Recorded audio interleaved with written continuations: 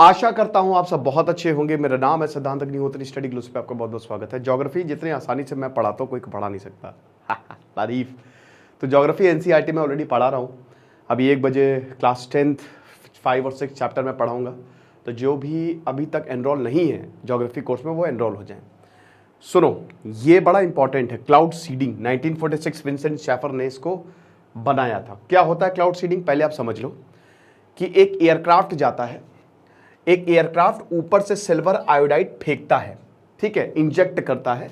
अब जो ड्रॉपलेट्स है ना वो एकदम पास में आ जाते हैं, बादल बनाते हैं और वो फिर बारिश हो जाती है, ठीक है ना। तो ये सिंपल सा मेथड है, इसमें सिल्वर आयोडाइड का यूज किया जाता है।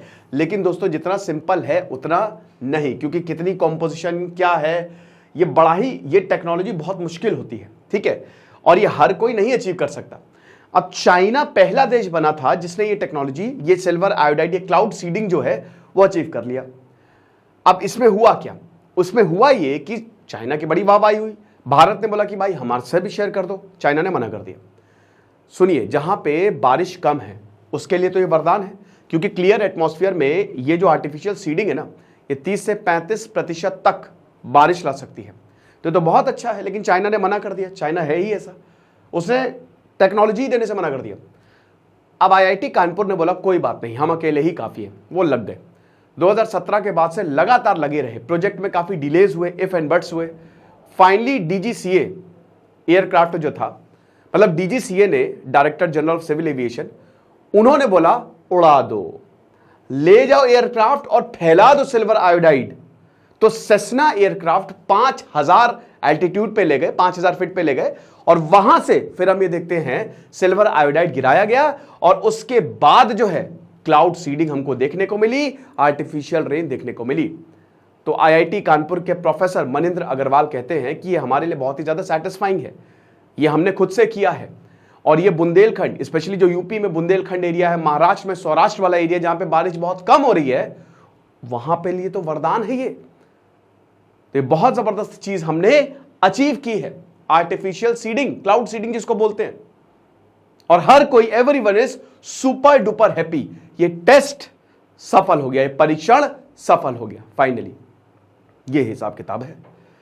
अब आपको पता ही है, थोड़ा सा ज्योग्राफी भी देख लेते हैं कि क्या होती है वाटर साइकिल। इससे पहले आपको बता दो हमारा फ्लो का भी कोर्स, आज क्लास, अगली क्लास होगी 5 बजे, ब्रेन वेव्स पे बात करेंगे। प्रोडक्टिविटी आपकी 10% तक बढ़ जाएगी। बहुत सारी थेरेपीज हमने इसमें कराई, आपको बहुत ज्यादा फायदा मिलेगा।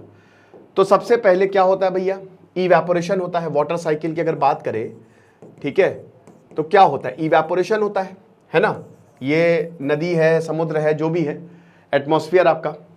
तो अब इवेपोरेशन जो है, इसकी वजह से क्या होता है, जो छोटे छोटे वाटर ड्रॉपलेट्स हैं वो भाप बन के ऊपर उड़ते हैं। उसके बाद कॉन्डेंसेशन होता है, यही ड्रॉपलेट्स जो हैं वो एकदम पास में आ जाते हैं, ये भाप एकदम पास में आ जाते हैं और कॉन्डेंस हो जाते हैं, ठीक है। तो इवेपोरेशन, कॉन्डेंसेशन, और उसके बाद फिर ये बारिश हो जाती है, जिसको प्रेसिपिटेशन कहते हैं, बरस जाते हैं, है ना। अब देखिए पहाड़ों पे ये स्नोफॉल, हेल स्टॉर्म भी, कई बार ओले पड़ जाते हैं। और जब बहुत ज्यादा हैवी हो जाते हैं, बेसिकली जब बादल इतना कि अब वो वाटर होल्ड नहीं कर सकते, बरसात हो जाती है। तो जितना पानी ऊपर गया उतना ही नीचे आ गया। यही है हमारी वाटर साइकिल।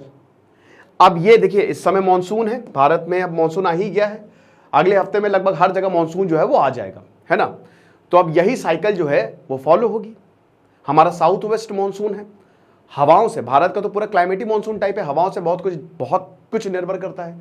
लेकिन भारत में से बहुत सारे एरिया हैं जो रेन फेड है, जहां पे बारिश नहीं होती है।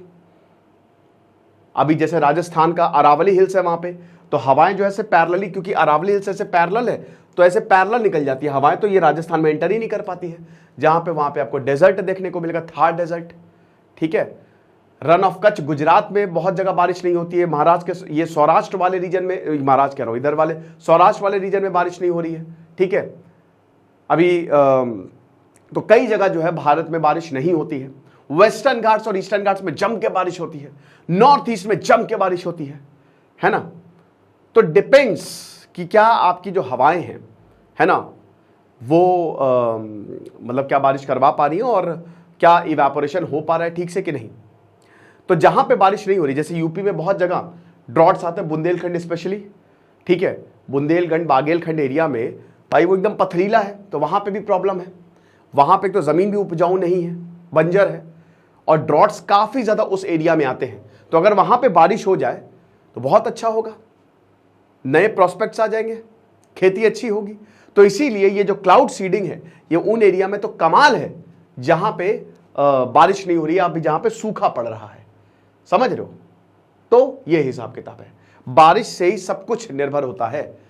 ट्रॉपिकल एवरग्रीन फॉरेस्ट क्यों है वो, क्यों वहां पे अमेज़न में सालों साल जो है वो हरियाली रहेगी, क्योंकि वहां पे बारिश हो रही है लगातार। भारत का क्लाइमेट क्या है, मॉनसून, हर वक्त बारिश नहीं होती, 6 महीने बारिश होगी, 6 महीने नहीं होगी, ठीक है। तो यहां पे भारत में आपको डेसिडुअस फॉरेस्ट ज्यादा मिलेंगे, पर्णपाती, जो कि अपने पत्ते गिरा लेते हैं, क्योंकि पानी नहीं होता है ना।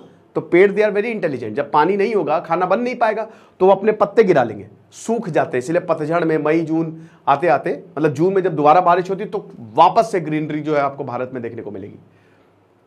एवरग्रीन भी है, नॉर्थ ईस्ट में एवरग्रीन है, वेस्टर्न घाट्स में आपको एवरग्रीन मिलेंगे, ठीक है, ये चीज़ है। तो बहुत बहुत बधाई देना चाहेंगे हम आईआईटी को, आईआईटी कानपुर। देख लो बेटा कि हमको कोई चुनौती देता हम यही करते हैं भैया। भारत में टैलेंट कूट कूट के भरा है, ये हम सबको पता है। फिलहाल आप भी बहुत अपने टैलेंट का बहुत ज़बरदस्त तरीके से यूज़ कर सकते हैं हमारे फ्लो के कोर्स के साथ। इस कोर्स को ज़रूर अवेल करें। आज ब्रेन वेव्स पे क्लास होगी, आपको बहुत ज़्यादा फायदा होगा। Thank you so much.